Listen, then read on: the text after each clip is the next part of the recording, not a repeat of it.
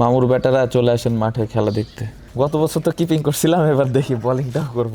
সবার আগে আমি ইন্ডিভিজুয়ালের থেকে রাজশাহী টিমটা ইম্পর্টেন্ট। 190 ধরনের স্কোরই আমরা দেখতে পারবো। আগামীকালকে যে দলটা ভালো খেলবে সেই জিতবে। অনেক ধরনের কনভারসেশন ছিল, এখন ফাইনালি মাঠের ক্রিকেটটা শুরু হচ্ছে। এখনো পর্যন্ত এই বিপিএলে আপনারা প্র্যাকটিসও কিছু করেছেন 3-4 দিন ঢাকায়, ওইখানেও ওভারঅল মানে সিচুয়েশনটা কেমন দেখছেন? যে অন্যবার যত উৎসব থাকে এবার কি অতটা আছে? খুবই এক্সাইটেড। উৎসব আছে নাই, আসলে প্লেয়ার হিসেবে তো এদিকে ফোকাস থাকে না আমাদের। আমাদের ফোকাসটা এটাই থাকে যে কিভাবে আমরা ভালো মতো প্রিপারেশন নিতে পারছি কিনা, বা আমাদের যে সামনে টুর্নামেন্টটা ওই টুর্নামেন্টটা হচ্ছে কিনা। সো আলহামদুলিল্লাহ টুর্নামেন্টটা আগামীকাল থেকে শুরু হচ্ছে, এবং অ্যাজ এ প্লেয়ার হিসেবে খুবই এক্সাইটেড যে মাঠে আমরা খেলার সুযোগ পাবো। বলবো শান্ত, আগের সিজনটা মানে অ্যাজ এ ক্রিকেটার বলবো যে আসলে খুব যে ভালো গিয়েছে তা না, কারণ আপনি ম্যাচই খেলার সুযোগ পান সেভাবে। সো ওভারঅল এবার ক্যাপ্টেন্সি করছেন এবং রাজশাহীর, যেটা আপনি সবসময় আসলে হয়তো বা ড্রিম দেখছেন যে রাজশাহীর হয়ে খেলবেন এবং ক্যাপ্টেন্সি করবেন। সো ওভারঅল নিজেকে নিয়ে টার্গেটটা কী থাকবে নাজমুল শান্তর? কারণ যেহেতু T20 বিশ্বকাপটাও সামনে আছে, একটা সুযোগ থাকছে ভালো পারফর্ম করলে হয়তো বা সিলেক্টরদের নজরে আসার, বা একটা সুযোগ থাকছে দলে ঢোকার। সো ওভারঅল আপনার টার্গেটটা কী থাকবে, দলের টার্গেট এবং আপনার টার্গেট? না, খুবই গুরুত্বপূর্ণ। আমার মনে হয় সবার আগে আমি ইন্ডিভিজুয়ালের থেকে রাজশাহী টিমটা ইম্পর্টেন্ট। লক্ষ্য তো এটাই থাকবে যে কীভাবে আমি রেগুলার দলের ওপরে ওই ইম্প্যাক্টটা রাখতে পারতেছি, এবং আমি কন্ট্রিবিউশনটা খুব ইম্পর্টেন্ট, যে শুধুমাত্র ব্যাটিংয়ে না, ওভারঅল সব দিক দিয়ে যেন আমি রাজশাহী টিমের হয়ে কন্ট্রিবিউট করতে পারি। পাশাপাশি খুবই ইম্পর্টেন্ট, সামনে ওয়ার্ল্ড কাপের কথা আপনি বললেন, অনেক বড় একটা অপরচুনিটি। যদি এখানে ভালো করতে পারি অবশ্যই এখানে একটা ভালো সুযোগ থাকবে, বাট এটা সিলেক্টররা বুঝবেন, ম্যানেজমেন্ট আছেন। আমার কাজ হলো আমি চেষ্টা করবো যে কীভাবে আমি রেগুলার পারফর্ম করতে পারি। যেহেতু এবার আসলে ঢাকা দিয়ে বিপিএলটা শুরু হচ্ছে না, সিলেট পর্ব দিয়ে শুরু হচ্ছে। সিলেটের উইকেট সবসময় বরাবরই আমরা দেখি বেশ ভালো। উইকেটটা নিশ্চয়ই দেখার সুযোগ হয়েছে, জানি না যদি উইকেট দেখে থাকেন কি মনে হচ্ছে, কত রানের উইকেট মনে হচ্ছে আপনার কাছে আপাতত, মানে আপনার দৃষ্টিতে দেখে? কারণ ফার্স্ট ম্যাচটাই আপনারা খেলবেন এবং সেটা স্বাগতিক সিলেটের বিপক্ষে। না, আমার মনে হয় এখনও উইকেট দেখার সুযোগ হয়নি, বাট এখানে অনেক ম্যাচ খেলার সুযোগ অতীতে ছিল আমাদের, বা আমরা খেলেছি। সো একটা আইডিয়া তো আছে, সবসময় এখানে ভালো স্পোর্টিং উইকেট থাকে।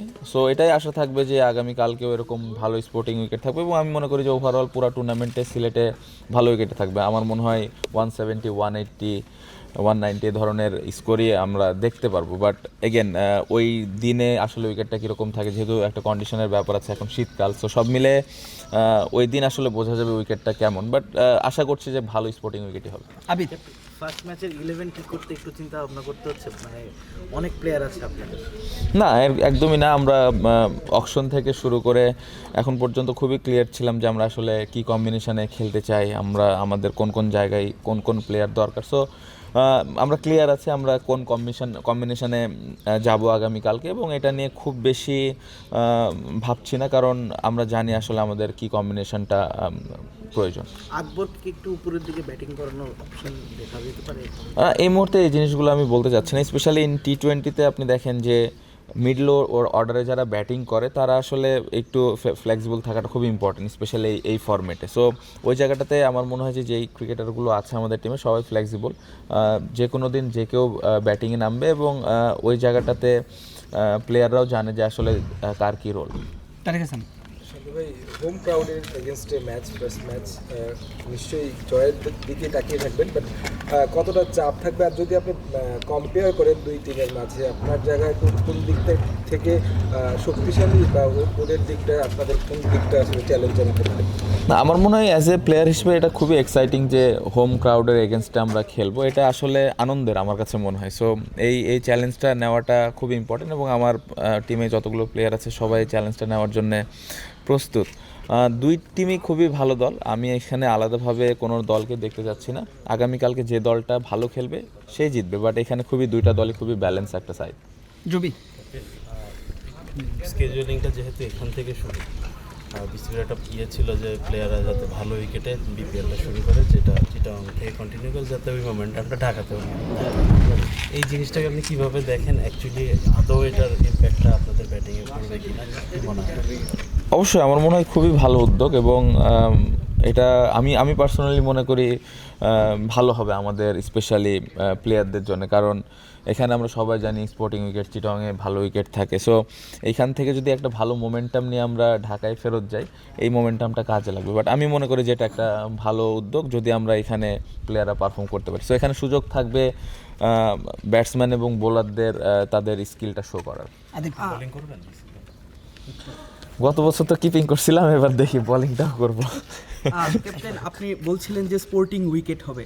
আমরা যদি আপনাদের স্কোয়াডের দিকে থাকাই, আপনাদের স্কোয়াডের ব্যাটারদের ডেপথটা অনেক বেশি।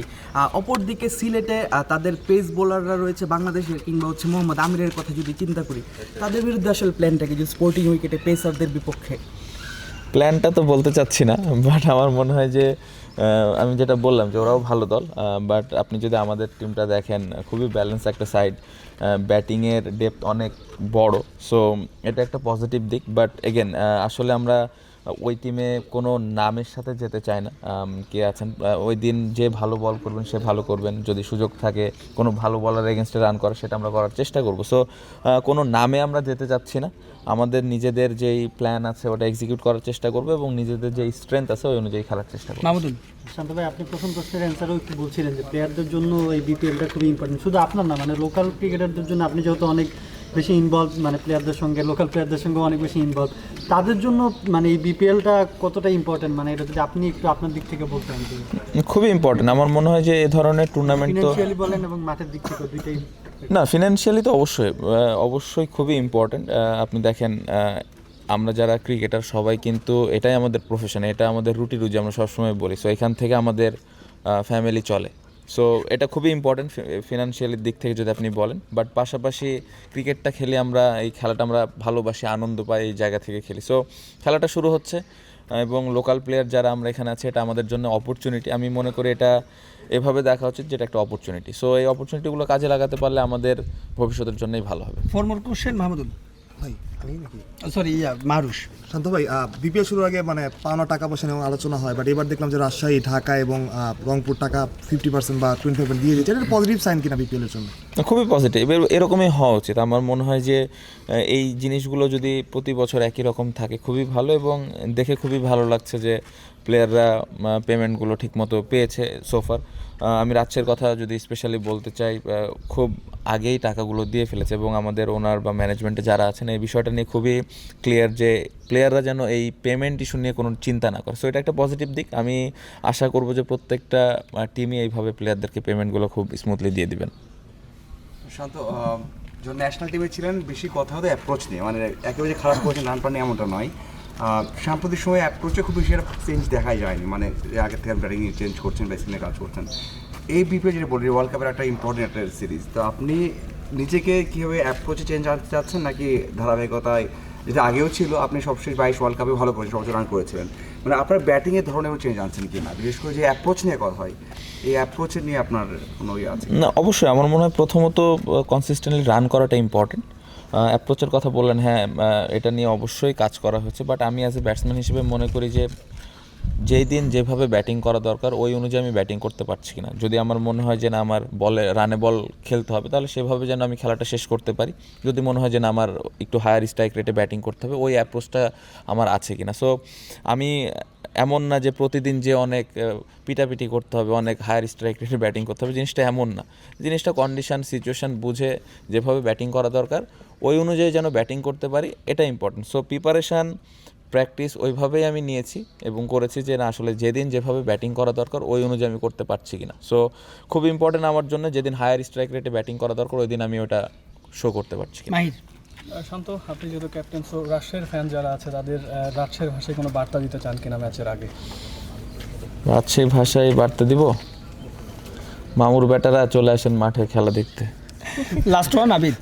যখন আমরা আইপিএলের দিকে দেখি, মানে পার্টিকুলার প্লেয়ার, চেন্নাই মানে ধোনি, এরকম আপনার ক্ষেত্রে যেটা হয়, আপনি গত 3 সিজন 3টা টিমে খেলেছেন, এখন কি চান যে নেক্সট 5 ইয়ার্স একটা পার্টিকুলার টিমে খেলতে? এটা হলে ভালো হয় কিনা, যে রাজশাহীর শান্ত এরকম কোনো কিছু? খুবই ভালো হয়, খুবই ভালো হয়। এটা যদি এভাবে আমরা করতে পারি খুবই ভালো। আমার মনে হয় ফ্র্যাঞ্চাইজি ওনার যারা আছেন তাদের জন্যও ভালো এবং আমি মনে করি বিপিএলের ওই ব্র্যান্ডের জন্যও খুবই ভালো হবে। বাট এগেন প্লেয়াররা যেখানে বেশি টাকা পাবে, যেখানে ভালো অপরচুনিটি পাবে সেখানে খেলবে।